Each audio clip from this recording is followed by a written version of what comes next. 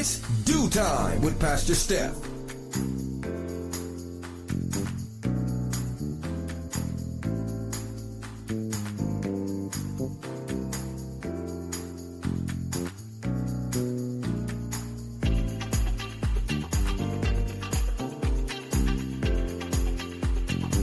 Good morning, good morning, good morning. Rise and shine. You're on with this Dew Time with Pastor Steph. How are you this morning? That's what I like to hear. That's what I like to hear. For this is the day the Lord has made. Let us rejoice and be glad in it. So, where were you yesterday? Yesterday was Let's Talk About It Tuesday Church Folk Day, and we had some stories. We talked about the basketball coach, who's 81 years old, who was talking to the ladies during a basketball game, and one of them did not like what he said, so she cussed at him. Yep. And he took his hand and yanked her little ponytail. And everything went downhill straight after that. Yes, it did. And he ended up apologizing. But sorry, it was just a little too late. They were not listening for your apology. No, he had to go. He had to go. The administration said that they just were not happy with the fact that he, put his hands on one of the young ladies. Now, listen, you 81 years old and you ain't ready for this group here. These children here, you didn't been through, the Y's. No, we're the X's. You've been through the X's. You've been through the Y's, which were the millennials. And now you up to, these Z's and alphas. And no, they are not what we used to do. They are not what we used to be. And you're going to have a whole lot of patience. And at 81 years old, you probably don't have it anymore. And I am mad at you. But unfortunately, you went a little too far and you put your hand on the child and you ended up giving up your job. The other hot conversation was about the couple who have been here in the United States for 35 whole years and ended up being deported back to Colombia. Now, this stirred up a whole lot of argument and feeling because nobody felt that they should be deported. They came here back in 1989 and in 1992-ish, he did apply for asylum, but he missed his appointment. And by 1998, they were like, in 2000, they actually, broke down and said that they would legally go back to their country. But somehow or another, they found a loophole with ICE and was able to hang around from 2000 to 2001. But all that time, they never had any proper paperwork. No, they have been illegally here for all those years. Yes. And now they had to go in and check in with ICE. And they were detained for 3.5 weeks. And after that, they were they were deported. And, even our Dew Time crew was like, hey, leave them alone. They've been here for 35 years. They're not criminals. Why bother them? And Pastor Steph was the only one who disagreed. I said, yes, they are criminals. They've been here since 1989. And you've been sliding under the radar for 35 years. No, it's time for you to leave. If you didn't take, you had 35 years to get that together. But you know what? You got all comfortable. You started parlaying. You laid back. You figure, hey, we've been here since 1989. Whatever little loophole they found that we could stay here and just check in with ICE periodically, that's good enough. Well, guess what? It wasn't good enough. And to the point that they're not criminals, I'm sorry. Just because you didn't rob a bank or murder somebody while you were here illegally, you were still a criminal because you were here illegally. So, like I said, Pastor Steph was the only one on that side of the fence. Yesterday, Pastor Vinny, Shantice, and Pastor K, was like, leave them alone. Let them stay. I'm like, no. They've been here for 35 years. They have had their past. It is time to give it up. Now, I would not have initiated a warrant to get them out of here. But if they fell into that sweep, I'm not mad. So I don't want people to think that, yeah, Pastor Steph would have been out here looking for people to send back. No. But unfortunately, you ended up, getting caught up in that check-in, and during the time when it's hot out here. So that was a really hot topic. But the hot topic of the morning was Donnie McClurkin's preaching about his personal experience with the church, his personal experience that he was, in a bad place, and he went to the church. He was going to church and thought he could get some help, and the person who offered to help him preyed on him. Yes, and got him kind of caught up in this world and lifestyle. And he's warning people now, that is not the will of God for your life. And I've been through it. I've gone through this already. And parents, watch your children. You cannot trust your children. He even brought up the Katy Perry song, I Kissed a Girl. And, Shantice read the lyrics yesterday. And you do have to be careful about going, to the degree of sending your children to these sleepovers. They are vulnerable. And that wasn't the thing back in our day. You ain't be spending all night at nobody's house. A sleepover, you better sleep over in the other bed in your bedroom.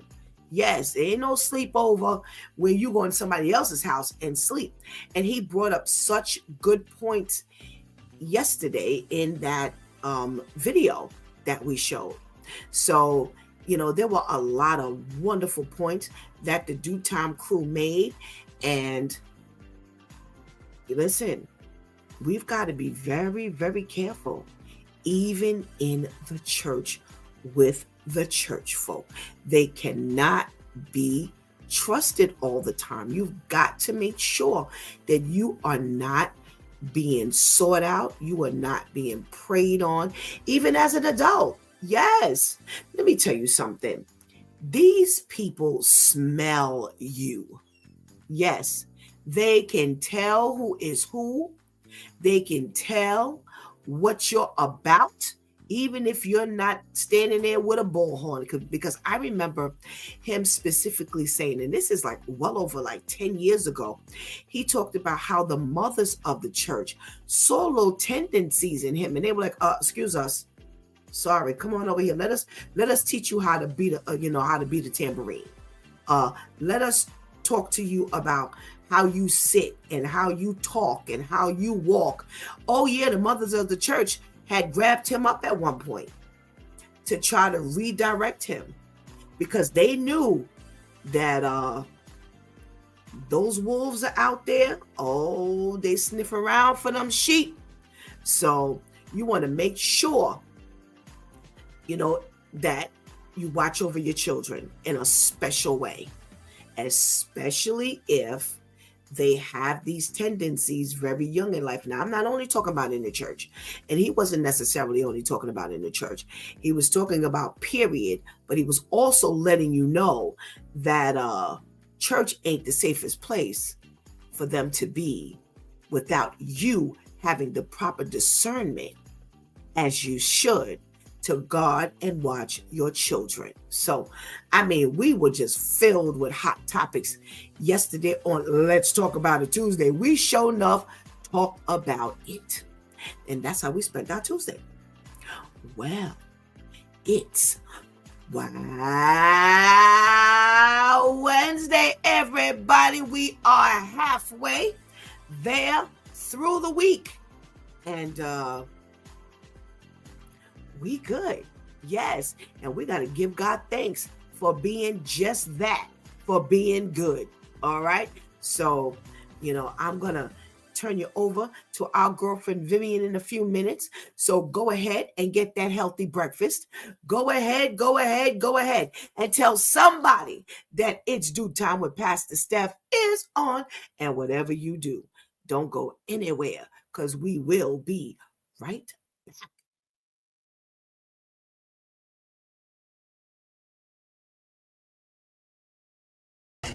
When I was 15 years old, and that's the summer of 1975 when my father left us, and it was an ugly, violent summer. And he told us on the phone, my younger sister and myself, he said, "You will be hookers on the street without me." And I remember telling my sister, my mom says she doesn't know where it came from. I said, "That is not true. We're going to be one of the first in our family to graduate from college." And all of us, were going to some kind of college, beauty college, community college, something. I said, we're going to be the first in our family to graduate, kind of from a big college. I am going to be the president of something one day, and we are going to help Mom get out of these projects. My mother said she just thought, what is she talking about? And I kept saying, I'm going to be the president of something one day. And so I ended up being the president of AT&T in North Carolina, and now I'm the president and CEO of the Dallas Mavericks. God had a plan. I saw it back then.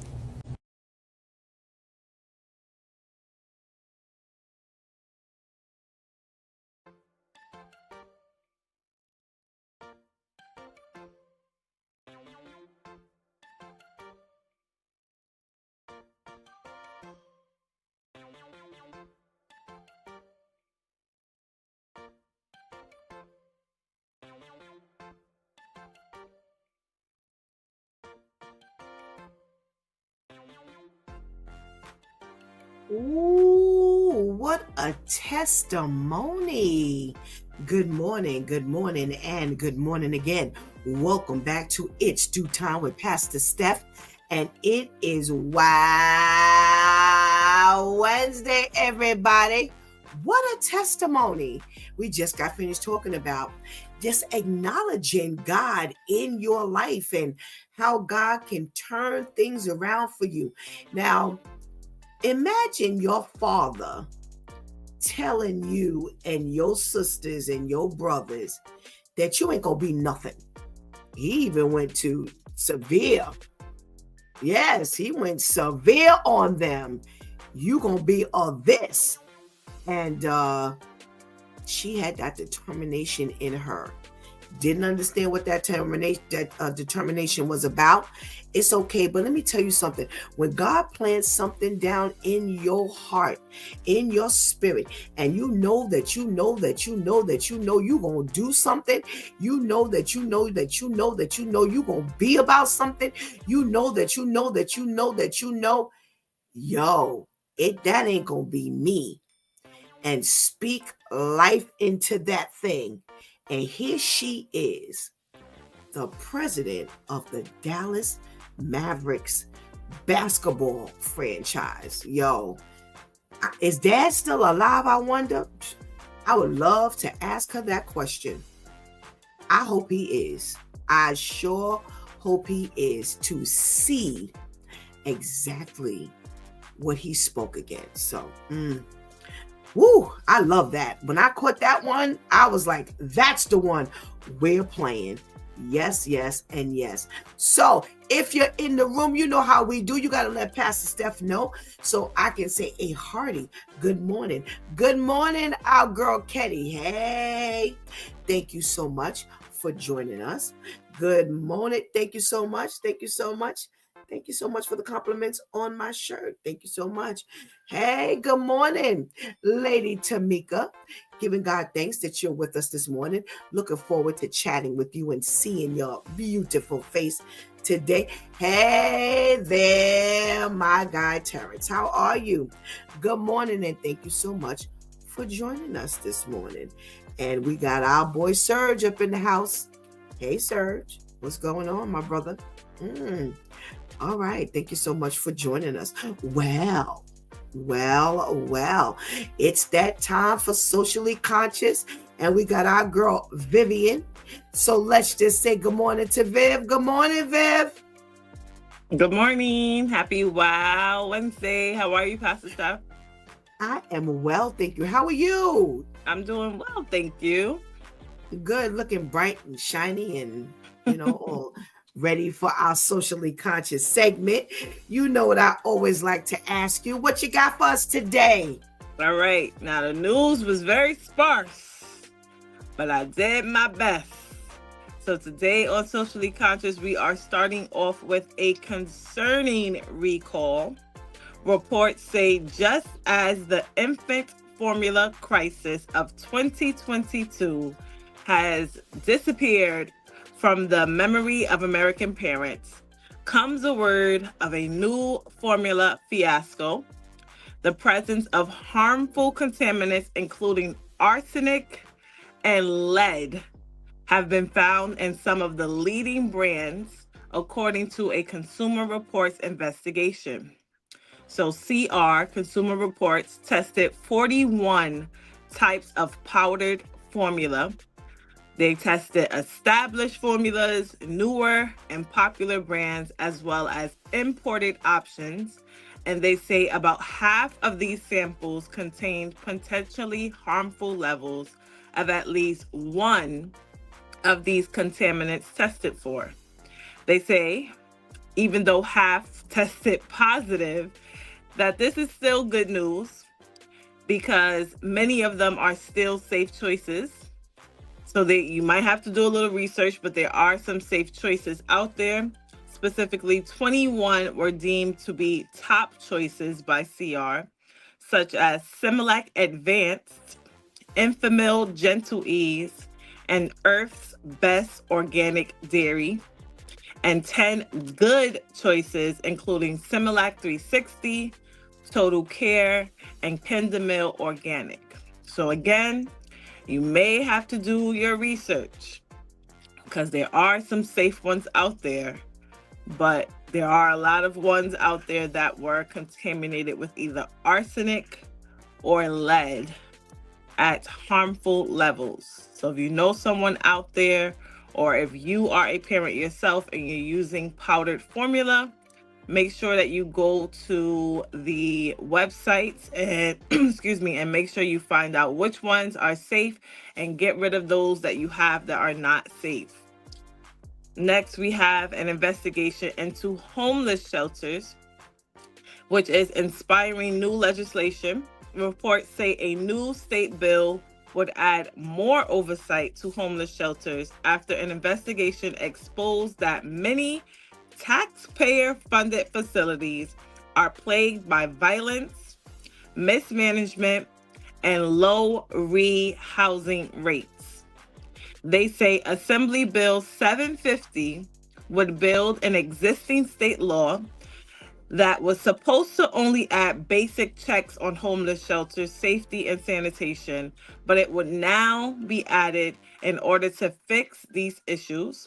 They say, as it stands, cities and counties are supposed to inspect shelters, report to the state after they receive complaints, but these reports have not been getting done. Advocates stress that the proposal will tackle some serious problems at shelters. There's still a severe lack of affordable housing for shelter residents to move on to. and the bill would focus on building and safety codes that could limit recourse for the other issues raised in shelter records, including fraud allegations, sex crimes, and facilities that kick out more people than they house. The new legislation would start by requiring annual shelter inspections, new complaint processes, and harsher financial penalties for communities that fail to file mandatory reports. So they are really zoning in on these shelters and trying to get some order back into the system. And next we have a listener submitted story, a wow story, and a update all rolled into one. As reports say, the head of an NYPD transit district in Queens was stripped of his command amid allegations that he had police reports falsified to downplay subway crimes on his watch. So we just recently talked about how MTA and the NYPD came out and gave us all these statistics about how crime is decreasing in the subway system. And here we have Captain Stephen Halen, who headed Transit District 20 in Jamaica, allegedly had 2 sergeants and a lieutenant under his command falsify reports, even foregoing signatures, to downplay assaults and grand larcenies in the subway system. They say police brass received 1 complaint regarding Halen falsifying a report, which prompted the department to launch its own audit. And then they started finding all these confirmed falsifications and just downplaying what was actually going on in the subway system. They said they found a handful of intentionally misclassified documents and reports. Now the veteran cop has been reassigned to a lesser detail in Brooklyn, in the Brooklyn court system, after bringing internal charges against himself last Wednesday. So again, we just talked about how they were lying, or how we felt they were lying, and now we have this captain who is now facing charges and facing consequences because he was actually lying about what was going on under his watch. And now we have our official wow story of the week. Reports say a woman drowned her dog in a Florida airport bathroom and then proceeded to board her international flight after she was prevented from bringing the dog with her because of paperwork issues.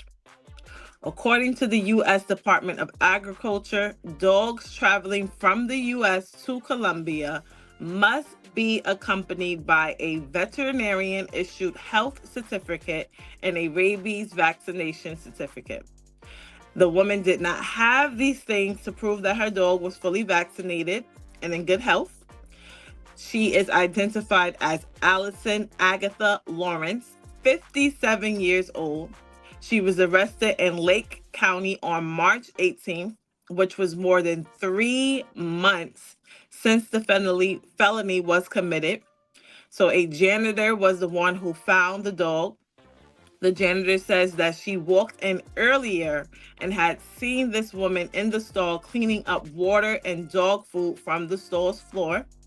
The janitor was pulled away for an emergency and returned to the bathroom about 20 minutes later, where she found the dog in the trash can, along with a companion vest, collar, rabies tag, a dog travel bag, and a bone-shaped dog tag with the woman's name and phone number on it.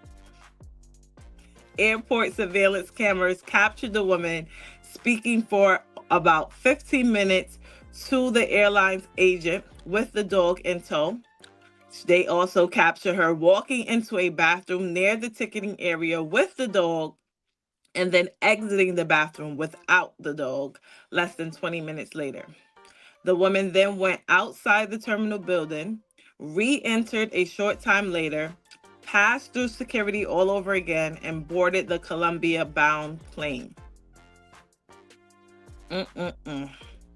But this has been Vivian with Socially Conscious, giving you the news that we are following. And remember, if you have any wild stories that you would like to submit, please feel free to direct message me on Facebook. My username there is Vivian BM.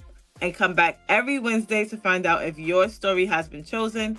Thank you, as always, to our loyal viewers. And thank you, Pastor Steph. Thank you, Vivian. Boy, you don't fail us, even with the news being quite sparse. Well, thank you. Oh, my goodness. Always got a wow set of stories for us. Thank you. And we'll check you in a couple of minutes. Yes, ma'am. All righty. Woo. Well, listen, one of my ladies was not a part of the conversation yesterday. So while we wait for Ms. Vivian to join us, let's talk to our lady Tamika. Good morning, Lady Tamika. Good morning and happy Wednesday to you. How are you today? I had no idea you were going to be wowing like that. And just we were in sync this morning. So good morning to you. How are you? I'm doing well. How are you today? I am well. Thank you. I am well. So yesterday we had some conversation that you were, able to hear some of it. I know you may not have heard all of it, but one of the conversations we had, we talked about the teacher who's 81 years old, who I guess he's been around for quite some time, because you just don't get no job at 80 teaching school. So, after one of the team members cussed at him, he ended up yanking her hair, and clearly didn't just pull it and let go, because another team member had to step in between them, which ended up being his niece, by the way, and separating them. What's your thought on, how he was handled? He did come back and apologize, but at that point, it was too late. The administration said, sorry, we just can't use your services anymore. Yeah, I mean, just thinking about, hair in general, and you pulling my hair, and somebody's got to stop. If you've ever had your hair pulled, just with your own stuff, you're talking about somebody grabbing hold, and you need an intercessor, somebody to break it up. That's horrible. And I don't care what you say. You could say, I'm sorry a million times. Hey, can you replace the parts of my hair that you took, or the whole sentiment of you actually, pulling my hair. And like you said, you don't get to be 81 and start working there. You've been there for quite some time. I don't know if this one child was your nemesis, and, again, when you have issues with students, it's an everyday thing. You can't just avoid it. Right. You can't get away from that. I mean, you're talking about a whole school. You're going to run into, usually when you're trying to avoid people, those are the people that you see, and I guess at this point, he must have had enough, and he reacted. We have talked about many times where, take a moment, step away, get some type of, there's a time where you should be able to just walk away, step away, refresh. Can somebody watch this classroom for a minute while I refresh? And it's sad that he didn't have the filter that he needed, and this was the end result. And we're talking about our children, just something like that. With anybody, I don't care how old you are. When you start pulling children's hair, it's time for you to go. Yeah, the children that you've taught since you started have definitely shifted. And let's talk about that for a minute. He was teaching us at one point, our age. Then he's taught the millennials, and now he's teaching, the Z's and the alphas. So, what's that transition must have been like for him?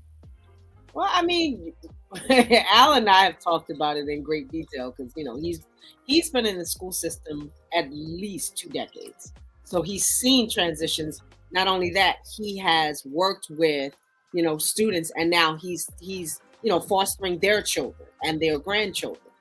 And we've often talked about the difference between the generations, and the youngest generation, boy, they are a different breed. They will test you, and not only test you, keep doing it.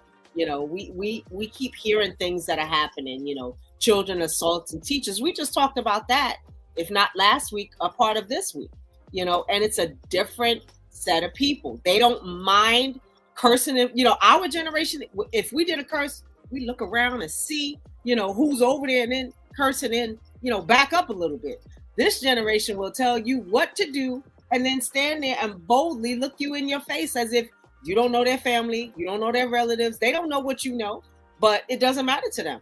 And so, that's right. I think at this point, his response might have been, listen, I need to let you know that I'm not intimidated by you. I'm not afraid of you.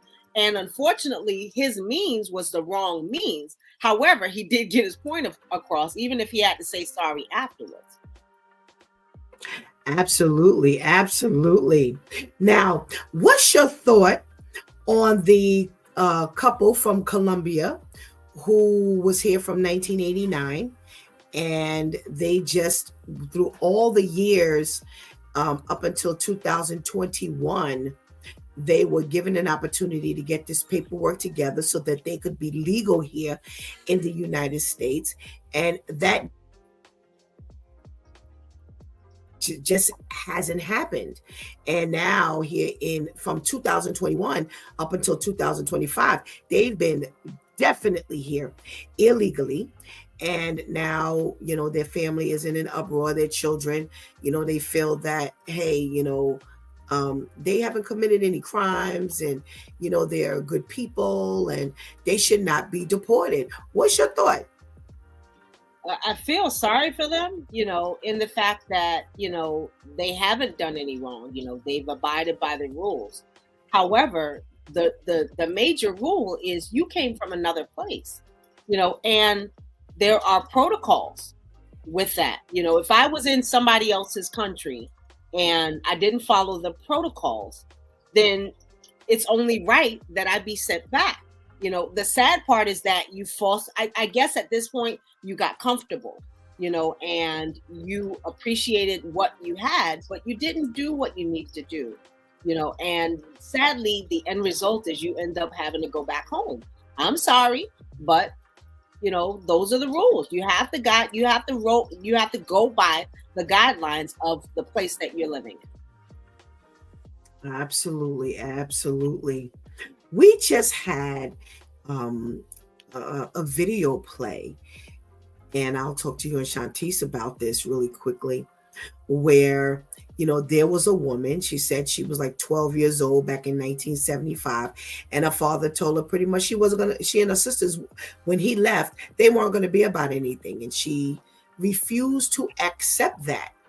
She refused to believe that she was not going to be about anything. She said, hey, me and my sisters, we're going to get mommy about these projects, and I'm going to be president of something, and climbed her way to being president of the Dallas Mavericks basketball franchise. She said, God had a plan for my life, and I knew it.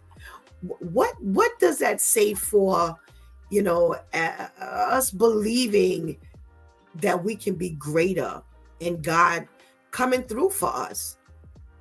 Absolutely. God gives us visions and insights.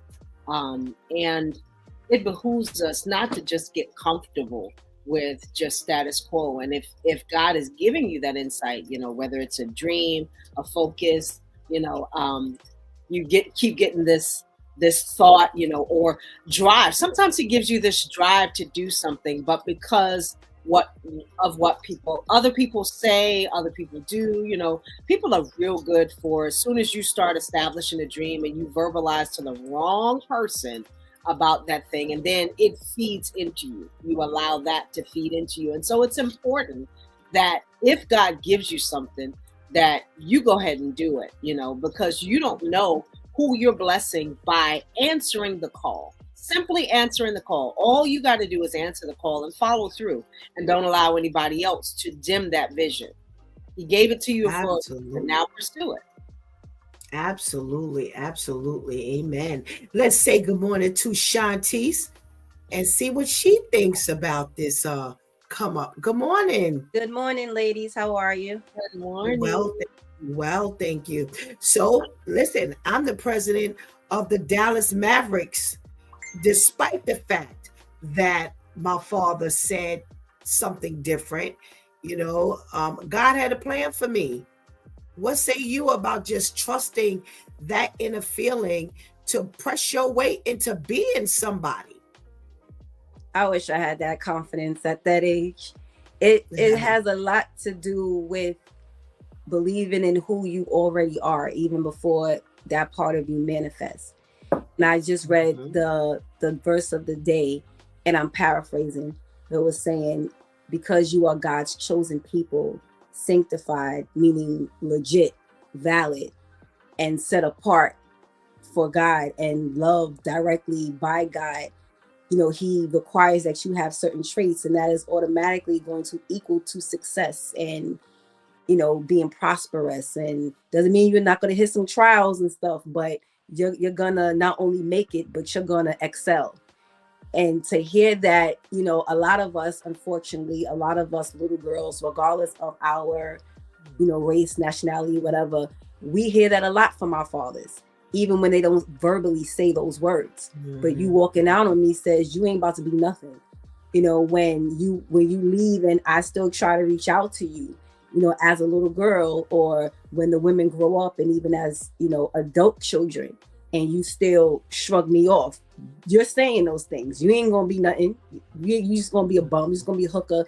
And I think that's one of the reasons why I despise that so much. And I'm seeing, unfortunately, a lot more of that even with the millennial fathers. It's like y'all are not understanding the message you're sending to your daughters, that this is what you're saying to them, and you're figuring because you're not using those exact words. No, I'm not. God forbid you tell them this is what you're saying. Oh, they will cuss you under the rug. But this is what you're saying. And now at a little age, they have to start computing what success looks like to them, just so they don't look like a bum, a hooker. So even if that means going and doing something, stripping, and Chris Rock made the joke, my daughter's on a pole. I don't miss way too many hugs, but it's true, because it's like, if that means I get the quick money and all that, I'm successful, but how can you criticize? You weren't there to teach her what real success was. So fortunately for this woman and her sister,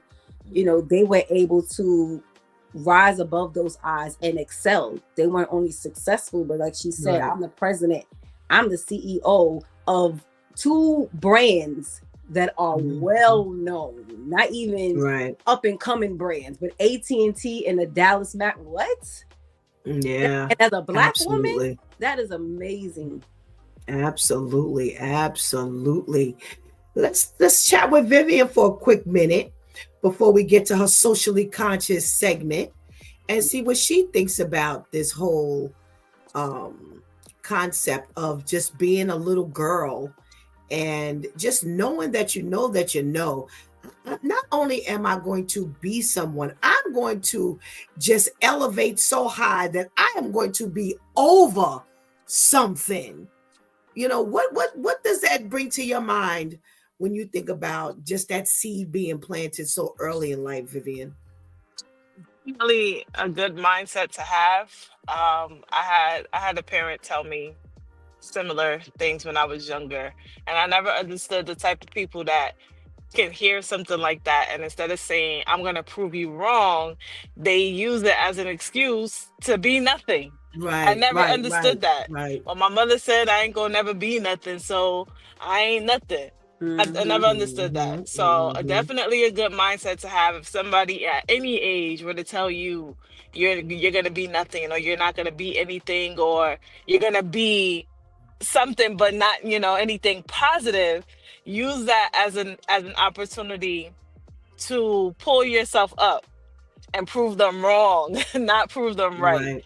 So Right. she did a great thing. She spoke something positive over her, not only herself but also her sister, and she proved her father wrong. I don't know if she was able to actually succeed in getting her mother up out that project, but if she did, that's a wonderful thing. But definitely use that as an opportunity to pull yourself up and gain some confidence. I know it's hard. I know it's hard, especially when you always hearing something like that on a consistent basis, to kind of, push those thoughts and feelings and those words out and prove Right. yourself to be something. But it can be done, and she just proved that. Absolutely. Absolutely. And the best part about it is she gave the acknowledgement to God. It wasn't, I did it, I did it, I did it. She acknowledged God in this process. So, big ups to her, and giving God thanks that she can be an example with this Yeah. testimony. Terrence says, the father put that battery in her. She loved the father so much that she wanted to prove him wrong and let him know she could do it. Amen. And again, she could not do this without God. And she's letting everybody know that now. God did it. Amen, amen, and amen. Thank you, ladies.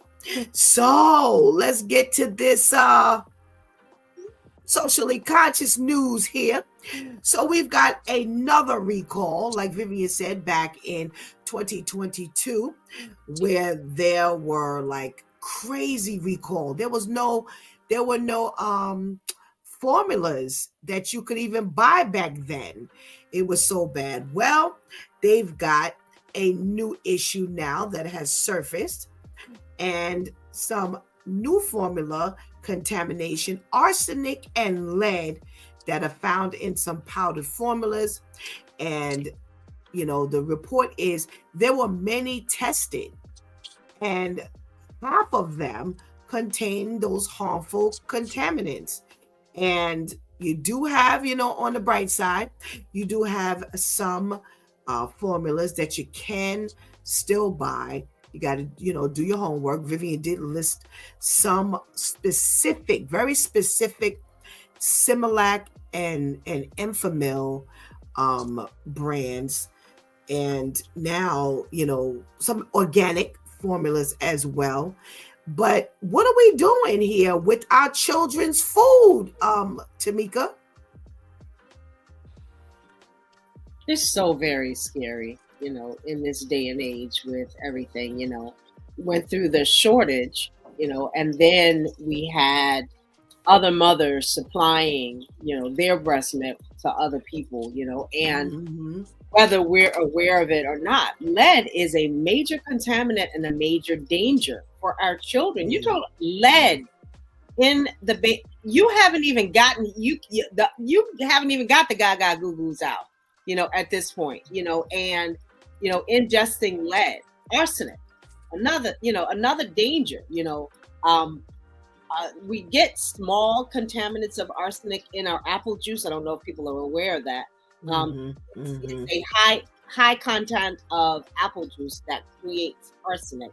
But again, before you can even get up to walk, this is what you have to be concerned about. I laugh at you, but then I also say, it's really true. You often say they're trying to kill us, y'all. Before we can even get here, those real signs that tell us, listen, before you can get to moving, before you can really get to breathing, why don't you have a little arsenic and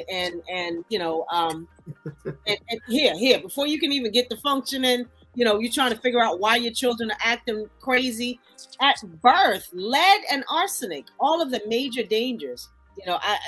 My caution, for people who have children, you got to look at everything. You got to scrutinize everything, every person, anything that they drink, anything that they hold, toys, just so many different dangers, and somebody, the way that I'm seeing, somebody's got to not be doing their job to be able to see, to miss the mark. We're talking about our babies and our future, and so we've got to pray, we've got to be cautious. Those that are doing their job, please focus so that our future generations will have something to stand on. Absolutely, absolutely. Shantice, again, like Lady Tamika said, before you could even get here good, your body is already being contaminated with these items. The first thing that came to mind was, unfortunately, every woman, it's not convenient for her to breastfeed. Sometimes it's painful, for whatever reasons, it just doesn't, work out. And I think that's why a lot of moms started with the pumping, because I actually do the breastfeeding, and then it looked like the pumping becomes too much at times. So it was like, okay, well, thank God for formula. And now it's okay. So you go through the 9 months of carrying this child, you go through the labor, and then now you got to worry about your child surviving through the Similac stage. And it's like, well, we already got watermelon exploding in people's garbage cans outside and maggots coming out, all of it. So before I can even get them to toddler stage where it's like, okay, I want my child to be able to eat a lot more vegetables and fruits, rather than processed stuff. I can't even they need Similac. They ain't got no teeth to chew nothing. They don't know how to chew. You don't have to teach a baby how to drink anything. They can't know how to chew. So it's just really, as Lady Tamika said, it's really scary. And I think these are a lot of the things. And we know that if God blesses you with a child, if it's in his will for you to have a child, then you ain't got nothing to worry about in regards to, all of that. But a lot of women have to consider this when they want to make the move on their own to have children. All this forcing, well, you getting surrogates and what is it? The FBI or whatever. IVF. IVF, yes, IVF, all of that. By the time you get into all of that, this is what you're fighting for. You're now fighting for your child to possibly go through malnutrition because they don't even have anything to drink, and that's what they need. So it's something to consider. Absolutely. Vivian, you're in early childhood and they're talking about lead. And like Lady Tamika said, we know lead has led to, all types of damage to the brain and neurological issues. And how does that look coming through the door of a daycare? Everybody got behavioral issues. Everybody has a learning disability. Everybody is on the spectrum in some way, shape, or form. It's just, it's bad. It's bad. And I've typically worked in areas of like our people, like low income, medium income type families. And maybe 9 times out of 10, maybe 8 times out of 10, if you're in the infant room, most of those babies are on some type of powdered formula. Not a lot of them are on breast milk. It's very few that come in there where the mom is sending in like frozen breast milk or pumped breast milk. And if they are, it's on the other side of the fence. Our people are the ones that are typically using the powdered formulas. Right. So it would make sense, if your mind goes that way, that why it's the powdered formula that's being contaminated with this and that. And possibly what my thought was, maybe it was all the rushing to get the formula out when there was such a shortage that they started cutting corners and not paying attention to these facilities that are producing it, because there was just this need to get it out because there was none out there. So they need to go back and make sure that they're investigating these facilities, make sure that they're keeping these places clean, make sure that they're doing what they need to do, because now we don't have to worry about the shortage, but now we have to worry about the fact that our kids are drinking something that's contaminated with arsenic and lead. So they need to go back and make sure that they're doing things in decency and order, because it like Lady Tamika said, this is just way too young to have to be worried about what my child is ingesting for something Right. that I can't necessarily help. Right. Like Shanti said, Right. everybody can't breastfeed. So it's not like I could just say, Mhm. well, I'm not going to give my child powdered formula anymore. Because if you stop that, what are you going to do? And a lot of times, if you do breastfeed, you're not producing enough milk to make sure that your child is satisfied. So some people go to the powdered formula to kind of, balance the scale. If you're not producing enough breast milk, then you give them a little bit of Similac to help hold them over. It's not something you could just get rid of because it's contaminated. So they need to fix this situation and fix it quickly. Absolutely, absolutely. Again, our community, WIC, they don't have money to buy formula and things like that. And now you have to weave through the contaminated formulas versus the organic and some of the special Similac formulas and the Enfamil formula makeup to find something that's okay. How does lead and arsenic end up in our children's how does that even happen? I remember we did the story about, we covered maybe a health tip that talked about lead being in apple juice. But come on, in the infant stuff, what are you doing? What are your plants made of that you are for doing all of this stuff, and now the babies are suffering because of these unhealthy practices. So we're gonna have to get this together, because as Vivian said, we're gonna have our next set of generations. Who are we gonna be left to if everybody's got issues? So we gonna have to fix this. There's a homeless shelter new state bill that is making the powers that be step up their game. Pretty much, that's just the bottom line. They need to Right. make sure that there's affordable housing and the safety codes are in place, and there's no fraud or sex crimes and kicking people out unjustifiably. We need to make sure that we get this bill passed. Why is this so important for the homeless shelters, Shantice? Oh, there's so much going on. Well, are there any shelters? I keep seeing a lot, even in our area. I keep seeing a lot of these hotels being built, and they're supposed to be for shelters, but I don't know. I don't even know if they're still maneuvering the way that they used to in regards to that. It's just a lot that needs to be reinforced with how are you really caring for, because I'm still seeing I walked past a few homeless people yesterday, and I'm trying to figure out, if you are putting up all of these shelters or all of these buildings, how is it that we're walking past more homeless people on the street right now?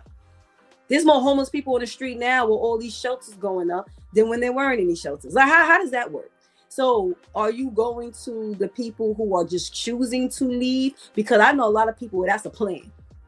Well, I knew a lot of people that was a plan. Or I'll just go stay in the shelter. Why is this a plan? Why? Instead of doing what you need to do in order to get to where you need to be. But I feel like there's a lot of different things that they're not implementing that they need to. And this is why, even with everything that they're trying to enforce or reinforce, we're still looking at nothing being done. Absolutely. Absolutely. Vivian, we're talking about them stepping up their game, getting these new bills passed to cover all of the nuances that are going on in the shelter system. Yeah, because they done really messed it all up with all these migrants and everything that they put in there. And then they started implementing the 60 days and the 30 days, and then just evicting people with no help. So they definitely have a lot of work to do to get it back to what it used to be, because it really was a place that people would just make a plan to go to the shelter. I know several people who did this and are still, holding on to their Section 8 or their housing that they got when they went into the shelter system. And it was just that simple. You would just go to the shelter system. You would just go in there. You would just, be there for a while, and you would leave with a place to stay. And now that's not the case anymore. You go there, they give you a bed and a room with a whole bunch of other people. If you're a guy, I'm not really sure what the families are going through these days, but it's just not the same. It's not the same. They're not helping people anymore. They're just temporarily giving you a bed to sleep in.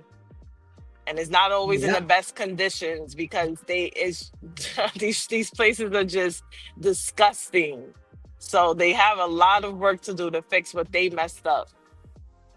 Absolutely. Absolutely. Lady Tamika, Vivian brought up this whole migrant thing, with them having shelters and things like that. Shanti's brought up there are more homeless people now.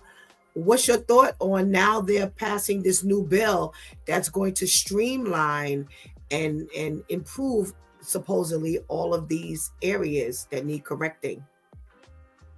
I'm glad you used the word supposedly. But just honestly, this is a community that I service. In my borough, my husband and I go out and we literally feed those that are unhoused at large. There are areas that people are not aware of. It looks like a tarp and garbage, but in actuality, there's a gentleman that I know that lives in a specific area in Brooklyn. He lives underneath a tarp and a mattress. And if you're not paying attention and not looking, you wouldn't know that that's what that is, but that's where he lives.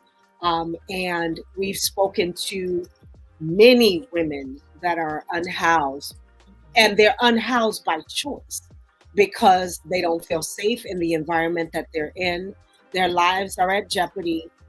Their bodies are at jeopardy, and they would rather duke it out on the street than be in the shelter system. The people that are supposed to maintain the safe environment are now the predators, using some type of force, that would say, if you don't do this, then you can't stay here, and you're put in very unsafe environments. And you won't even take care of the place that I'm living in for me. As a tenant, your responsibility is to at least make sure the environment is safe for me to live in. I've got a door that I got to prop a chair up underneath as a female. So, they say, well, it's safer for me to be out in the street, and that's a sad thing. Who's governing those things? Who's watching over those that should be watching over us? And it's a sad part where grandpa has to now watch over, the other people just, to make sure that somebody is safe. And so it's sad that honestly, there's so much more that are out there. And what ends up happening is during the winter months, a lot of these women will deal with what they can at the shelter environment for as long as they can. And then when the weather shifts and goes back to spring and summer, listen, I'd rather be outside because at least outside, nobody's bothering me. Most people will leave me alone when they see me out there sleeping. They won't bother me. Whereas in the shelter environment, I don't have the safety. I'm concerned about even going to sleep because, going to sleep makes me vulnerable. Right. Ooh, what a dangerous situation that, is going on in these shelter systems, and they need to improve. Again, if there wasn't so much weight, for these past few years, things could have been improved a long time ago. But when you're trying to man thousands of people, a whole lot is going to slip through the crack. Whole lot will slip through the cracks. We got to check in from our Pastor KL. Hey, Pastor KL, we hope that you're feeling better. And now that you've got the day off from It's Due Time, hopefully you're able to get some rest. Terrence says, I'm happy I don't have kids, well, meaning younger children. And he said, that's crazy how they're kicking more people out than the ones they're bringing in. Yeah, And again, it's because of the weight of what they have just come through. So that's like not surprising. Well, here we are. The truth has come out. They have found that there was a captain in District 20 out in Queens who had some of his people, as well as himself, downplay some of the assaults and larceny accounts that would make the subway system look better. And this is what we've been talking about for the past month and a half, with these MTA reports coming through, looking the way they're looking and supposedly as great as they are, that they're not. So here's my question. They say he's been reassigned. Is that good enough? Should he have been dealt with differently? Vivian. Yes, he should have been dealt with differently. He should be serving jail time, in my opinion, because you're lying to people, having people believe that the subway system is safer than it actually is. Then you would have people be like, maybe other people who, avoided it would be like, okay, well, if it's safer, then I'll take the train. I'll go down in the subway. And now you're risking people's lives. You're literally risking people's lives, because if you pay attention to the news stories, people are down there just pushing people into the trains, the tracks randomly, slicing people's necks, attacking people. You're literally putting people's lives at risk to make yourself look better. He should be serving jail time. All right, we got one jail sentence. Lady Tamika, we've been talking about this in the rounds. Every time Vivian brings this socially conscious segment and the MTA is doing such a wonderful job, we're like, okay, now the truth is out. How should they deal with him? Reassignment to another sector or another area or something else, or another level of reassigning? We're going to call today Super Smart Wednesday for just the topics that we have come across thus far. You're super smart when you just decide, we're going to falsify documentation that could jeopardize somebody's life. This is not a petty thing, and it doesn't surprise me that if we have a president that doesn't serve time, why would we think anybody else would? And it's so very sad that you can get away with that, and we'll just put you over here, put you over there. No, I'm part number 2, fired. Okay.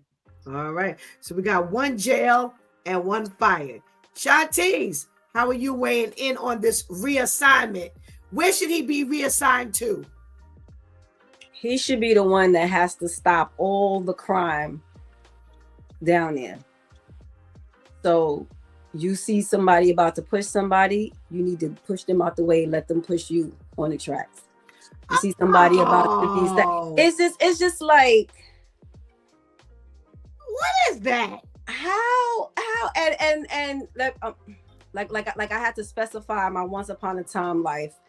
I'm not speaking literally, but you need to be the one that has to physically be down there, because this is reminding me of Mayor Adams, who claims there's nothing going on down there.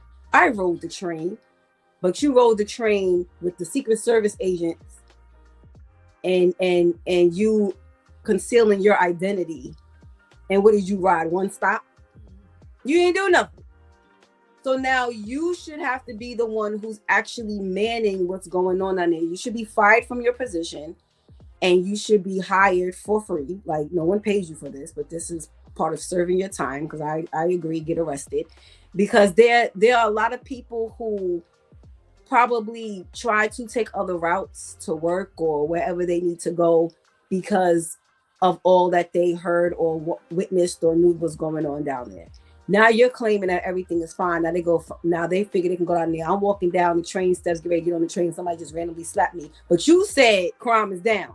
So I don't understand why I'm experiencing this when you claim that everything is okay under the ground.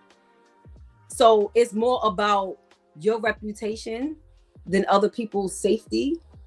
Your reputation is that important. Down to Why? Why is your reputation more important than making sure?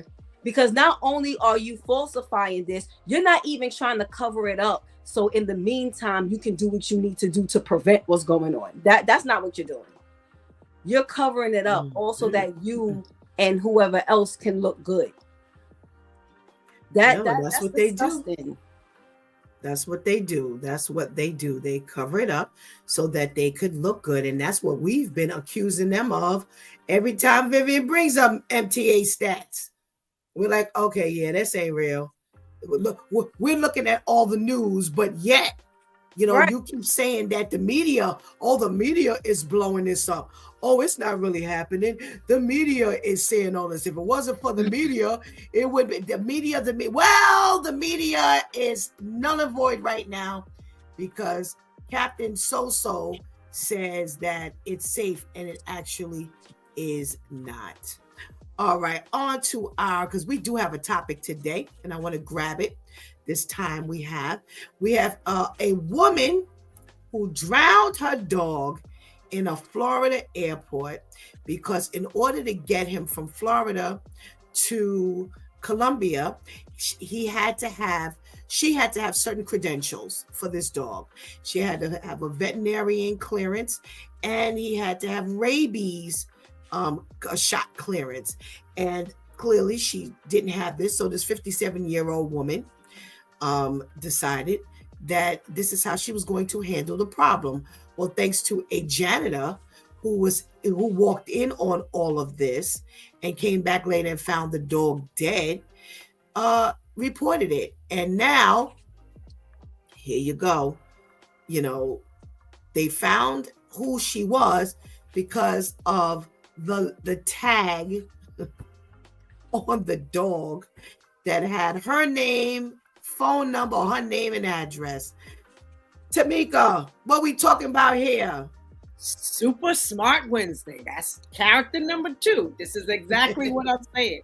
You decided that this is what you're going to do. Okay, so they said that you can't take your dog with you. So let's just pretend the dog didn't exist. You're going to kill the dog.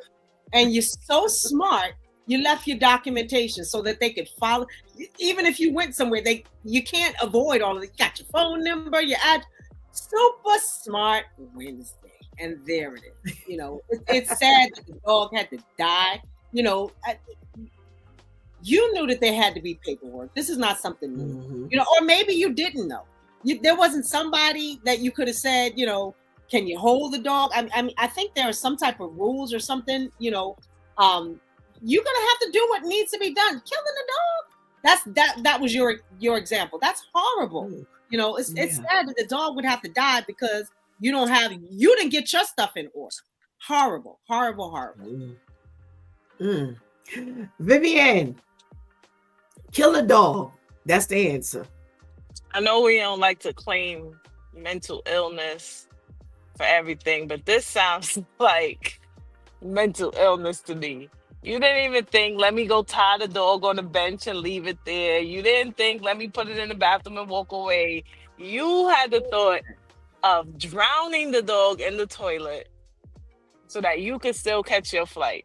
That is crazy. And now you're going to be possibly serving jail time, all because you didn't want to miss your flight. You couldn't have cared for the dog because you spoke to the agent for 15 minutes, walked to the bathroom with the intent of drowning this dog. It ain't take much thought for you to come to this conclusion of how can I get out of this? Oh, I know. I'll just kill it. You ain't care about that dog. Now you're going to be going to jail for something so silly. That was just silly. Shantae, listen, I'll just drown the dog, go out, come back in like I never had the dog in the first place. but I forgot and left my credentials, my information on the dog collar. You ain't forget. You wanted to get caught. I refuse to believe you're that big of a winner that you forgot. That's like when they don't do it anymore. But Pastor Steph, you have millennial children. So remember when we were in camp and they had the camp shirts, and the camp shirts had the camp name and the telephone number on it, or you'd have the little cardboard with the string around, you put it around our neck. Y'all didn't forget y'all did that. When y'all was ready to slap us in the street, you ain't forget that your telephone number, not our telephone number, because back in the day we ain't have they weren't cell phones back then. We ain't have no phones as kids like these kids do now. So that was your number that you had around my neck when you slapped me in the middle of the street. So if anyone wanted to run to my aid, they would see your number. You didn't forget. You wanted to get caught. And this was your way to crying out for help. Because there is no way the dog must not have put up much of a fight if you drowned the dog and still made the flight. So I'm trying to figure out, where did you drown the dog that you had enough time to do this? He squirmed whatever little bit, and then you just got up like it was nothing and went and got and boarded the plane. Why isn't it's the same thing when people kill the kids? Why not just walk away from the children? Why not just walk away from the animal? If the animal follows you, if you just kick it a little bit or tell it to go, whatever. As many dog lovers as they are out here, I'm pretty sure there are plenty of people you could have sat that dog in their lap and just walked off. But for you this, she didn't forget that collar was around his neck. A human being was next. So this was her way of saying, help stop me before I kill another human. Because a lot of times this is how it starts. They start harming the animals first. Right. That's right. All right. We got some comments. We got a couple of comments. Terrence says, she's dumb when she left the dog collar with her name and number on it. We got a check-in from Justin. Hello, Justin. Thank you for stopping by. And she says, if her first thought was to kill the dog, she's probably done something similar before. I wouldn't be surprised. I wouldn't be surprised at all. Thank you for your comment, Justin. I wouldn't be surprised in the least bit, because that was just, like it has been said. Why was that your go-to? That doesn't even make any sense. If you really love the dog, you love the dog so much that your intent was to take it to Colombia. But when you saw you didn't have the proper credentials, I'll just kill a dog. I believe this is one area where the mental illness is an indication, because that just didn't make any sense at all. We thank you so much for indulging us on our socially conscious news. We've got a topic today, and we're talking about things not to say to someone who's going through a breakup. A lot of times when, we ladies are experiencing some a friend who's going through something, there's some things that we say. There's some things we say, and they're cautioning us not to say certain things. Before we go forward, we got a good morning from our girl Anika. Good morning, Anika. And she says, yes, deviant behavior when you have no qualms about killing the dog. Absolutely. Absolutely. Thank you for your comment. All right. So one of the things that they say not to say to someone that's going through a breakup is get over it. Vivian, should we not say get over it? No, you shouldn't say that. If it's a friend or somebody you care about, that's the quickest way to lose that friendship or that relationship. That's just so, it shows no compassion. As much as you want to say it, probably because you've spoken to this person a bunch of times about this particular person, but you just can't just come out and just say, get over it. and just leave it like that. That's just not nice. It's not nice. Okay. Shantice, they say don't tell your friend to just get over it. If you want to be considered a friend like Jesus, don't say get over it. Because it does, all it says is I'm being insensitive. I'm not being gentle. Like Vivian said, even when it's, because I done had some friends in some crazy situations, but even when it's something that's like, girl, run, what is wrong with you? You know, to still say that, it doesn't show that you're trying to, or that you do identify with their plight. So yes, you do have to be gentleness. Y'all, I just learned gentleness is a trait that a friend must have. So you're not being gentle. I just learned this. And so saying get over it, even when you say get over it, that's not being gentle. Just because you whisper doesn't make it gentle. I'm learning that too. So you can't. So that's not a phrase that should come out your mouth as a friend. Okay. Here's one that I would love to hear you ladies respond to. I never liked him anyway.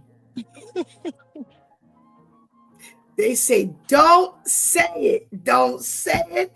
Don't say it. Don't say it. Vivian, how do you watch this woman, your friend, go through stuff? They didn't broke up. You knew he was no good. But how can you just not say it? Because for one, it possibly shows that if I'm your friend and I didn't like him and I ain't say anything to you, then how much of a friend was I really? And now I'm taking this opportunity to let you know, just so you know, I never liked him anyway. So that just don't set yourself up like that. And then for two, you say that and they wound up getting back together. And now you done put it out there that I ain't never like him anyway. So either way, you're setting yourself up. So don't say that. It's just that it's not helpful. It's not helpful to you, not helpful to the other person, and not helpful for your relationship. Don't say that. Alrighty.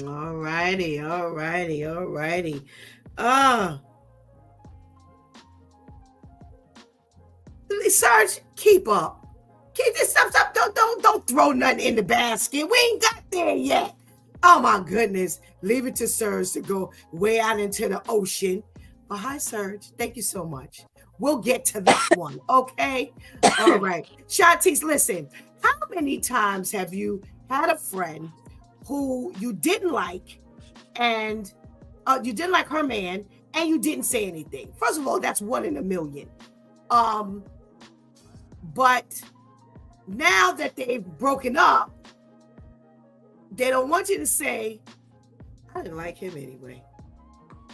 Well, like you said, Pastor Steph, I don't know if he told you from the beginning I ain't like him. Just so you don't try to ask me to go out with y'all. Don't ask me to meet y'all. Don't ask to pick me up so we can go. I don't like him. Don't try to get me in the same room with him, because you're going to be the one that's embarrassed. You're going to be ashamed of me. So let's just prevent me having to go to the Lord and repent for my words and my actions. Okay. Now y'all break up. I don't have to say it, because once you look at my face, the first thing you're going to say is shut up, Shantice. Because I done told you from the beginning, I ain't like him. Oh my goodness. I didn't like him. It ain't no secret, because I just can't fake it. There's no way. It's like, okay, no, I can't fake. I can't fake it. Because see, when you have a friend, and me and my friends used to do this all the time. Me and my friends would cut school and go to each other's boyfriends' houses and all that. You can't do that and you don't really like the boyfriend. It's gonna show. It's gonna come out. It's gonna come out. You know, everybody double dating or everybody chilling. I had a friend, her and her boyfriend would call me 2-3 in the morning. Let's go to the diner. Really? I mean, I would go, get something. But it's just like, I was cool with him. She knew I was cool. She knew she couldn't do that if I ain't like him. That's crazy. Okay. So it's something I don't already told you. So you just hear my voice again when y'all break up. I don't have to reiterate it. All righty. We got to check in from Her Majesty Caprice. Good morning, and thank you so much for joining us. Caprice says, if you say it now, she's going to have a problem. Take it to the Father in prayer. Okay. She says, no, Pastor Steph, it's common. I know it's very common for you to say, listen, I just did something about him I just don't like. How many friends are not going to say this to you? That's why I'm talking to you ladies, because it's like, really, one of the things, especially when he's just dastardly, it's very difficult not to say to her, it's just, you know what, I just don't like him. I'm sorry. I know you love him, but if you're going to be talking to me about him, I'm sorry. I just got to let you know I don't like him. So now that you got this time for this breakup, they don't want you to say it. Caprice says, our friends seem to pick bums. She says, our friends seem to pick bums and get mad with us. And I'm going to tell you. That's what I'm saying. It's very common for women to tell their friends they don't like him. So now that you've broken up with him, they don't want you to tell her, I ain't like him anyway. Let's see. You just need to be alone for a while. They're saying don't say that, Vivian. What say you? No, say that. Say that. I wish somebody would have told me that. Say it. Say it.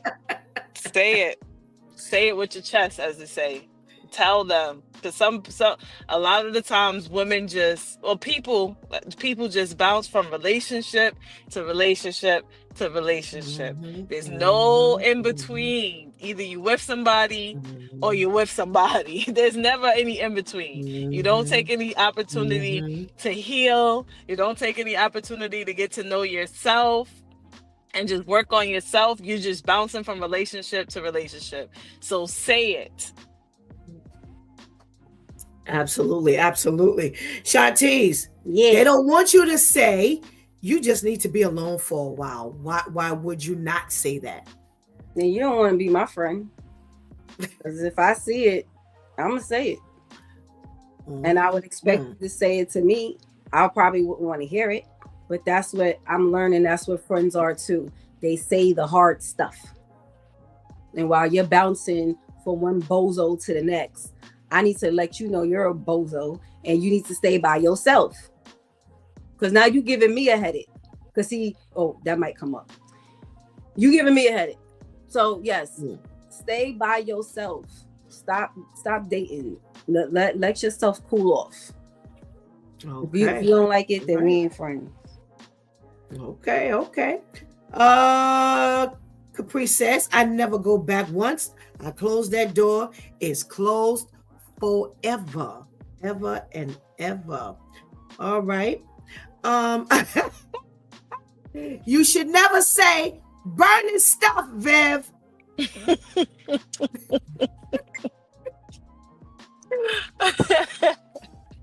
No, don't say that. Goodness. Don't say that. I'm happy I never had those type of friends that would be ride or die like that. Like, oh, let's go pop up at his house and break his car and all that type of stuff. Let's not go to jail because he broke your heart. Let's not do that. So please don't make any suggestions that's going to land your friend behind bars, because you're not really a friend if you would suggest that. Don't put that battery in the back. All right. Shantice, they say you should never say just burning stuff. In my once upon a time life, that was one of my first suggestions. But now that everybody gets locked up, that is not my suggestion. And I'm not a godly friend if I tell you to do that. So don't burn the stuff. And then too, one of the things that I knew before, I'm learning now. One of the things that gets the man mad, but most importantly helps you to authentically heal is to not act out. And I hear my niece's voice in my head right now. Don't pay evil for evil. So you can't now do something mean because someone did something mean to you. You know, so burning his stuff, no matter, even because women can burn your stuff and smile while they're doing it, but it's still wicked. So no, we can't advise each other to burn his stuff. And 9 times out of 10, he ain't got nothing to burn anyway. It's probably the stuff you bought him, so you be burning your money. Like, girl, no. Oh, Either give that to your little brother or uncle or somebody, or pawn it or whatever you could do. But yeah, no, don't burn it. All righty. Capri says, just burn it. Burn it, burn it. And she says, okay, no, I'm just kidding. I'm just kidding. Katie says, me too, Viv. Yeah, I should have. Serge says, let us pray. Let us pray. All righty. All right. Listen, they say that we should never say, Vivian, you're on your way out of here. So they say you should never say, wait, I lost it. What is it? It's better to have loved than lost than to never have loved at all. We don't say that. Right, don't say that because it don't make no sense. This is not the time for you to be giving me those old sayings that's gonna have me wondering, well, what does that mean? Let's not start trying to be deep right now. I don't need that. I don't need that. Please don't say it just because it don't make no sense. Don't do that. Oh, goodness gracious.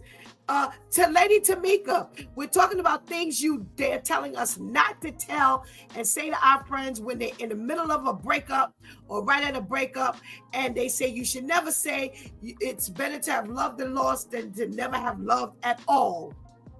Surely you're not consoling me with this type of foolishness. Where did you pick that up? And how is that helping me at all? You know, I'm having issues and I'm expecting you as my friend to, kind of lift me up. I'm going to look at you sideways. Like, okay, you reading something? What is it that you're doing? Where you get that from? And how is that helping me? You're supposed to pray me through. What is this flubber that you're giving me? This is flubber bubber. And it's not helping me at all.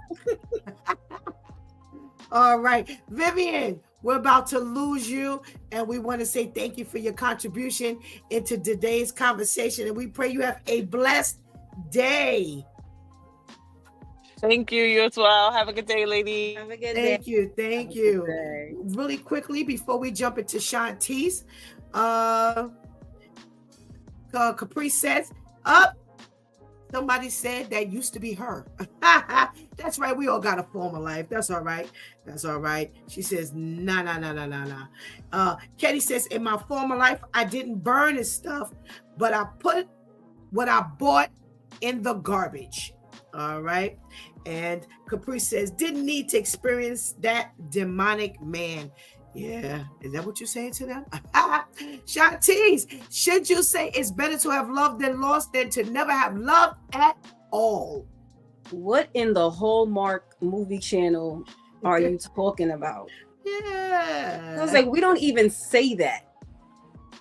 Who you been hanging with? That would be the end of our friendship. Because now you're scaring me. Where do you get no? That it goes right along with what Caprice just said. So instead of listen, Pastor Steph has to tell me a few times, like, you brought this on yourself. Okay. So I sure did. Doesn't mean that the other person didn't have a lot of faults. Doesn't mean y'all didn't share faults, but you didn't have to go through that. And out of all my 39 years, I'm just now really feeling how I really didn't have to go through that. I really didn't have to experience that. And it was not worth it. I don't sit here and say, I'm hurting. But we did go to City Island that day. No, all the memories can be trashed as far as I'm concerned. It can all be trashed. So no, there's no logic to that. Okay. Pastor KL says this is a waiting to exhale segment. I wanted All to come right. into that segment when y'all talking about set it on fire. Burn it! Yeah, so And that's a fire. Absolutely. I have my own testimony regarding that one. Tamika, yes, I do. I ain't gonna lie, my former life, yes, I do. Yes, I do. Lady Me Tamika, and the alcohol. she be Me, trying the bottle of alcohol, rubbing alcohol, and the clothes, and a match had a really good time. That's where I get it from. Yes. Viewers, Yes. you heard it. Today is March 26th. You heard it for yourself. Get out of here. Let me give Lady Tamika this next thing. She says, they say you should never say, I know how you feel. Do you agree? No. You can't feel what I'm feeling at this moment. Let's pray through it. You might have gone through similar, but this is my moment at this time. And a lot of times when you say, oh, I know how you feel, they come off on left field with something that, and you saying, how is that similar to what I'm dealing with right now? And you sitting there trying to correlate what they're saying with your issue. At that time, we've lost so much time and energy. And at this point, you're draining me because you're really not helping. Okay. Pastor KL says, Shantice, it's in your DNA. I ain't trying to mess with that. Shantice, they say you should not tell her or him, I know how you feel. Yes, I can. God calls us to empathize and show compassion. One of the ways I'm able to empathize with you and show you sympathy and compassion is because I know what it is to deal with a bum. Okay? So your bum may have stepped too far to the left and mine stepped too far to the right, but both our bums stepped too far to one side. So I know how you feel when you feel like you've wasted your time. I know how you feel when you got with someone who was illiterate in whatever area you help him come up and then he walk off like he just put you on. I know how it feels. So yes, I can say that to you. Now I can't say it to downplay how you feel, because there are people who do that. Like, girl, I done been through worse. Shut up. I ain't asked you to rate this. Just if you can identify, then identify, because God is not going to have you around people that you cannot identify with. So yes, I can say that to you, but I can't be condescending either. Okay. Lady Tamika, they say, do not say be strong for the kids. Is she frozen? That's probably the worst comment ever, because you struggle and you strain unnecessarily for stuff that you don't have to. Okay. Shantice, be strong for the kids. Should you say that? No, because you need to make sure the kids ain't whipping your behind from what you're putting them through by you claiming you keeping this together for them. You need to be strong for the kids in the aspect of don't go burning his stuff and trying to kill him, because now your kids ain't gonna have me the parent, but not be strong for them to stay in this toxic, dysfunctional relationship to now breed other toxic, dysfunctional human beings. No. Take your kids and leave, or y'all just figure out a healthy way to co-parent, but don't try to stay here, because it ain't never really for the kids. It's for you. All righty. Caprice is agreeing with you, Shantice. She says, Teese is so right. I thought she was saying Ty before. Teese is so right. She said, the kids will be all right. Don't let them see that toxic man. Woo!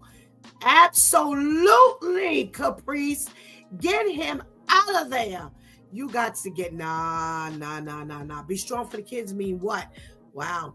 Okay. They say you should never say it was for the best. What does that mean? What does that mean? They say you should never say it was for the best. that you broke up. Okay. I'm sorry. For some reason, I'm putting myself in the other position. Okay, so my friend just broke up or got dumped. And I'm saying it was for the best. Yeah, why can't I say that? If I'm a friend, I've been here through this journey of watching you go through this, whatever this was. It is for the best, because now you also helping me out. Now I ain't gotta hear all the craziness, and now my mind, I'm not now suffering from mental illness as well from your, like, you ever really had a friend and it's just like you go through all the motions of their relationship with them. So it's not only for the best for you, it's for the best for us. You just saved our friendship by letting him go. Thank you. Thank you. Yes, I can say that. All righty. Capri says the breakup was for the best. It sure was, girlfriend. Yo, y'all are on it today. Right, Caprice? Let's go. I knew that this was the perfect conversation for you ladies. All right. What else are they saying you should not say? They say you should not say you're in the anger stage of grief. What say you, Shantice? Well, we wouldn't use those words. We'll just say that's too long. We may just say you're angry. And I should be able to say that to you because the anger doesn't stay confined to that man. You have all this misplaced anger because a lot of women most of the time do not deal with the anger properly. They don't deal with the breakup properly. However, whatever your properly is, because it's not meant for everyone to handle it in a healthy way the same way. But now you treating me like I just broke up with you. Like you just got up on my bed and now we fighting. No. Hello. I'm Shantice. I'm not Richard. Okay. So I can tell you you're angry because I'm supposed to be pointing out your flaws and being willing to help you with said flaws. So yeah, I should be able to say that. I just wouldn't use all those words. Okay. Going back to it was for the best, Capri says, we're all affected by everyone's bad decisions. And it's very true. Mm-hmm. It's very, very true. Mm-hmm. And she says, you can be angry, just don't sin. Anger can fuel you to do greatness. All right. Interesting way of looking at things. You're young. You'll find someone else. Why shouldn't or should you say this? That's encouragement. You're young. You'll if you allow God to help you get through this properly, you won't waste a whole lot of years being upset and possibly knocking off your blessings. And you'll be able to get back on track and dating intentionally and find, the man that God has specifically for you. I should be able to say that to you. I can't tell you you're young forever. So hear it while you can. Because if you're going through this, in your 60s, I can't say you're young, you'll get past it. It'll just be, you'll get past it. Okay. You just need a distraction. They say, do not say that. No, you shouldn't, because a lot of friends do that. A lot of friends and a lot of times that's a cop out for the friend, because a friend loves at all times and the brother is born for adversity. So a lot of friends don't want to go through the healing process with their friend. So, oh girl, let's just go out for drinks. Oh girl, let's just go party. You know what? We'll find another man when we go out tonight. That's easy. Or I'll just come over, we'll drink wine, watch movies, or okay, we'll just take our kids out. That's the easy way to help you deal with it. But when I gotta sit there and listen to you cry, when I gotta hear the same stories over and over, when I gotta fight with you to do something that you should be doing, nobody wants to go through that. So yes, you shouldn't say that. You just need a distraction. A distraction is why she ended up in this toxic relationship with the bozo, and now they not together because he was a distraction. No, you don't need another one of those. Okay. Capri says it's true. I'm mature and I'm waiting for my Boaz. All righty. Let's see. What else are they saying you should not say? Let's see. Throw yourself into work. You shouldn't say that. Should you? No, should it be okay? No, that's just like a distraction. You can't just throw it. Even with the assignments that God has given you, you got to be careful with that. Because I know I said that to myself at one point. Like, I'll just throw myself into everything that God has me doing, which is a lot. So I don't have any time to be bored. I'll just throw myself into that. But now that's messing with my motives. Am I doing God's work because I want to fulfill God's mission that he has for me? Or am I just using God's work as a distraction? That matters to God. Because when you use it as a distraction, your enthusiasm fades because you're not doing it for the right reason. So no, don't just throw yourself into work. Don't just throw yourself into another distraction. Deal with it. Okay. Just eat some ice cream. Who says these things? No. Because you probably need to stay away from ice cream anyway. Don't eat no ice cream. Don't eat any more ice cream. No, we're not gonna. We get health tips every morning from Pastor Steph. Don't now go run to the ice cream. All right, let's see what's going on in the chat room. I'm not sitting and watching anyone cry, Capri says. And then she says, when my fiance died, I worked even harder because I had more time. I didn't use it as a distraction. I just focused on him more. And I'm thinking that the him is God, him. Y'all know who's saying this. All righty. Oh my goodness. Thank you so much, Shantice, for your contribution into today's conversation. It has been quite amusing. Thank you so much. And we pray you have a blessed day. Thank you. You too, Pastor Steph. All right. Thank you. You know, we are always, faced with how we need to be a friend. And before we try to get us a little benediction here, we're going to go old school here.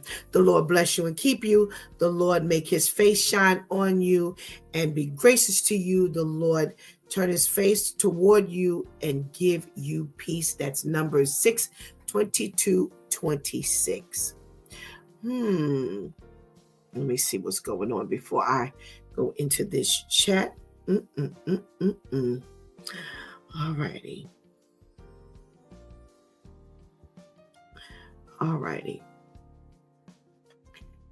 Being a friend is a job. It's a job. And I'm not saying it's like in a negative way, meaning it takes work to be a friend. It takes real love to know how to be a friend. The Bible tells us a friend loves at all times, and a brother is born for adversity. There's two ends of the spectrum. A friend loves at all times, but a brother is born for adversity. It helps us to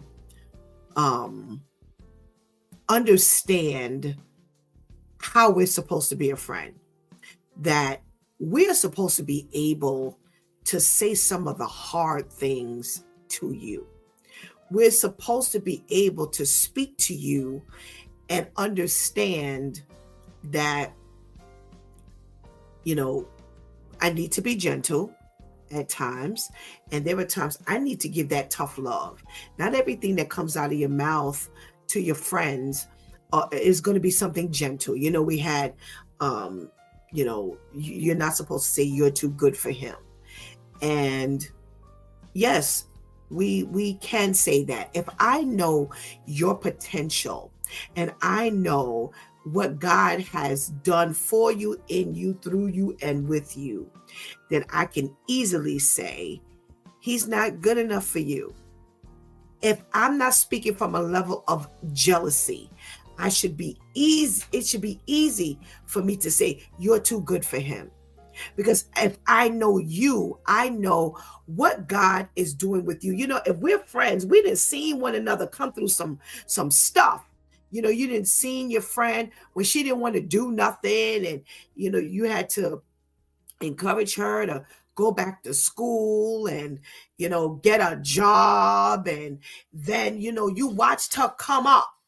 And now, after she gets all the way there, after God has gotten her all the way there, she now goes and picks a bum who all he does is play video games all day. And I should not tell her, you're too good for him. That's my job. That's my job. As we were going through this list, my question was, who wrote this list? Who wrote this list? Because clearly, as we saw and we heard from some, from the ladies, there are things that absolutely I need to say. There are things that I absolutely have no business saying. And there are things that, based on who we're dealing with, I may have to say that to my girlfriend Caprice, but I may not have to say that to Shantice.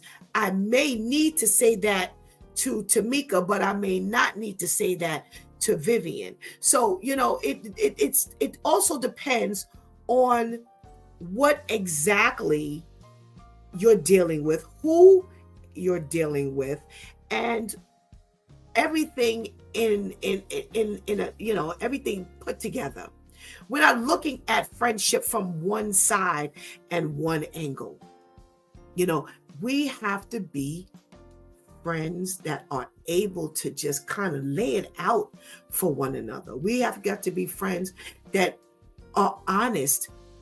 We're honest with one another. I do agree that you should be able to say, I know how you feel. If I've been through the same thing, like Shantice, as long as I'm not minimizing what you're going through, if I want to help you, if I want to be able to say something to you and I need you to listen because I'm telling you how I got through it, then I need to say, I know how you feel, because let me tell you something.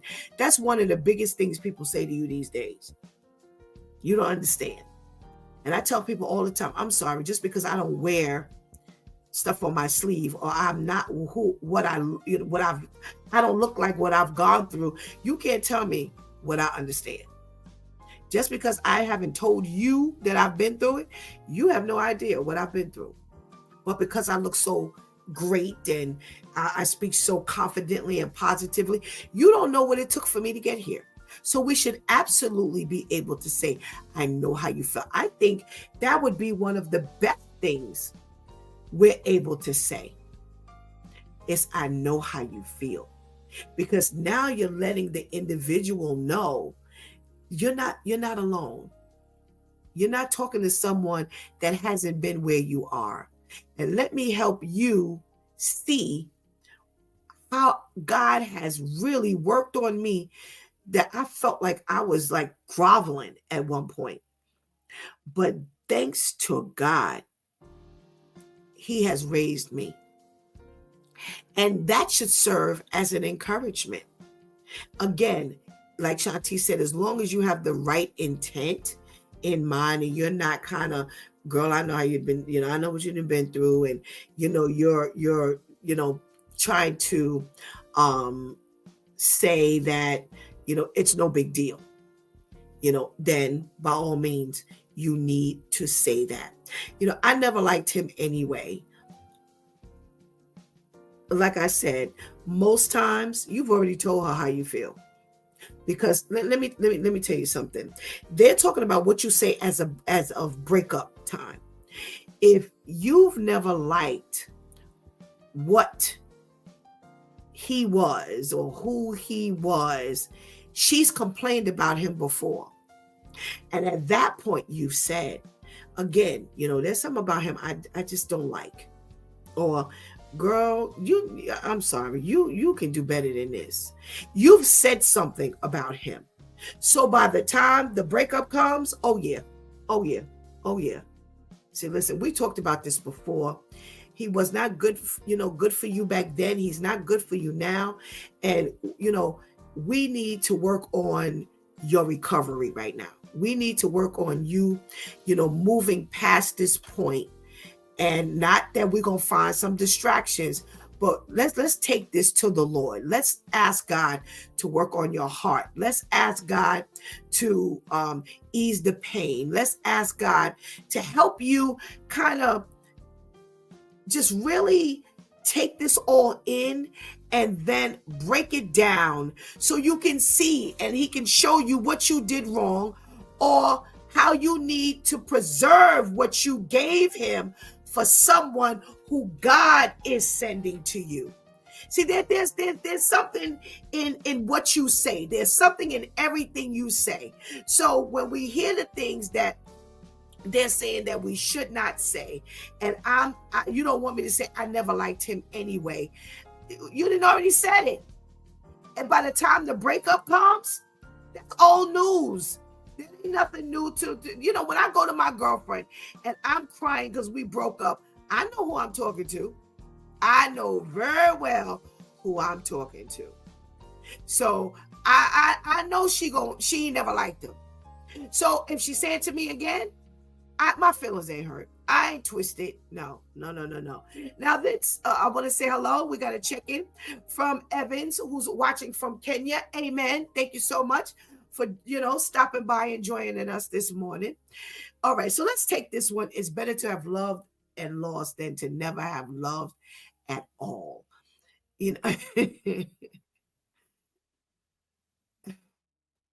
So pointless. I'm sorry. It's just a pointless statement. It's better to have loved and lost than to never have loved at all. You can't speak to my aching heart with that line. You can't make me feel better with that line because there's no truth to that. It's better to have loved and lost. No. Than to never have loved at all. So, the concept is, well, at least you felt love. Some people don't even know how that feels. Stop. Just stop. Because that also implies that you just wasted your love on someone. Yeah.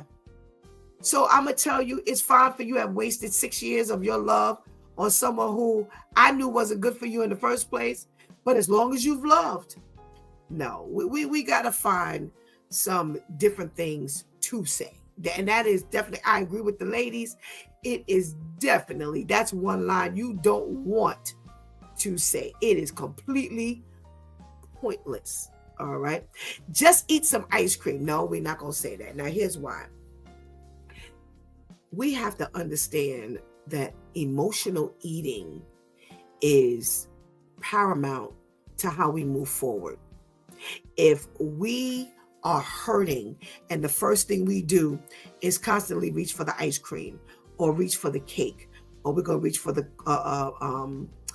fried chicken, or we just going to eat. We run into the refrigerator. We run into the cabinet. We run into the store. That's not good for our health. And there was an Instagram post that I saw late last night, and it was of a heavy young person, and she was sitting with 2 huge pans of food in front of her, and she was just looking between the two, and she was just eating. And then she looked between the two and she'd reach here, and then she looked between the two and she'd reach here. And that's what she did through this whole post. And there were people who commented and said, yo, this is not good. Yo, stop this. Yo, you don't need to be eating like this. And there were some people that said, oh, y'all are being mean. And why would you say something like that? Again, people are afraid of just this tough love. Everybody is over in the corner crying and whining. You said this to me this way, and you said that to me this way, and oh, you shouldn't have said it that way. Yo, the fact of the matter is, I'm sure at one point or another, someone has told her that's not healthy. That's not good for you. And can I tell you, for the whole minute and a half, she was toggling and eating between these two things, two big roasting pans of, I don't know if it was cake, I don't know what it was, but this and she was very large. And someone needed to say to her, yo, you don't need to be sitting there eating like this. That is not going to help you later. And here's the problem. I always say, God gave me a long time ago, there are two things in life we will always experience. We will experience the screw effect, and we will experience the nail effect. And what I mean by that is there'll be things we do, and God, in his infinite wisdom, mercy, and grace, when we turn it around and we stop doing those things, it's like pulling a nail straight out the wall. We really won't feel the effect of it. He'll allow us to move forward, and we can walk with our heads held high, and we can say, you know what, I learned my lesson. I won't do that anymore. And there are other times when we will go through the screw effect, where that thing that screw got to keep turning and turning and turning, and you done turned it 12 times to come out, but when you go to pull it, it's still stuck because it's still screwed and wedged in to what it's screwed into. So you got to unscrew and unscrew and unscrew, and your arm is tired because you don't have a power screwdriver, you know what I'm saying, power tool to get it out. So you're gonna have to, and it's gonna take some time, and you're gonna have to go pull, and it's gonna have to sit there for a minute because your arm is tired, and God needs you to sit right there for a second so that you can learn your lesson, so that you can reflect, so that you can understand that we don't need to do this thing anymore, that God knows how to deal with you. And if he dealt with you with the screw effect, you'd go right back and you do the same thing that you did, and the lesson would not have been learned. However, if he takes you through that screw effect, and the more you unscrew, you had to parlay right there for a quick second because your arm is tired and you can't unscrew anymore. And he needs you to sit right there because right there is what he needs to have, where he needs to have you, so that you can learn, and so that you can grow, and so that you can understand. You're going to have to trust God. And that's going to be life. There will be times in life where we didn't mess with the wrong person. And we're going to have to hear some of them hard pieces of advice. And we're talking about a friend. And you know what? If my friend loves me, go ahead. I might be mad for a quick minute, but you know what? Go ahead and say it.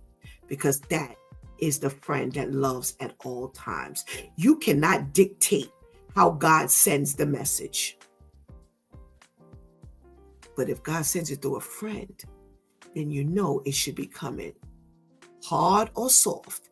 It's coming with love. Make sure you keep that in mind.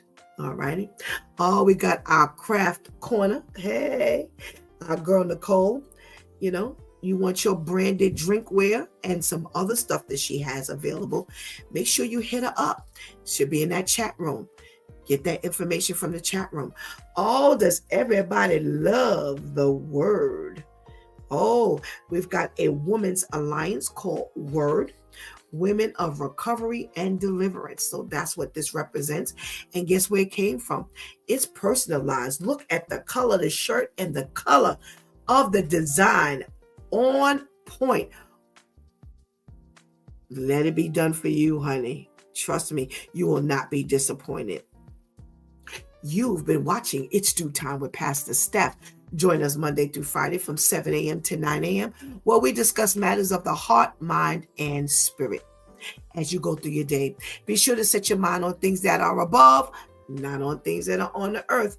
They will only serve as a distraction. Remember, prayer changes things. It's Pastor Steph signing off. And I want to thank my Due Time crew, the ladies, for always coming through big time. Thank you for hanging out with us today and keeping that chat room live. Please do not miss this opportunity to give Jesus your life right now. Please do not miss this opportunity to strengthen that relationship with the Lord right now, because later is not promised to any of us. Tell a friend. Hit that subscribe button, hit that notification bell, hit that like button, comment, and share. Let people know that it's Due Time with Pastor Steph is on 24 hours a day. Yes, go to the replay. Until tomorrow, God spares, where it's Therapeutic Thursday. Until then, I love you.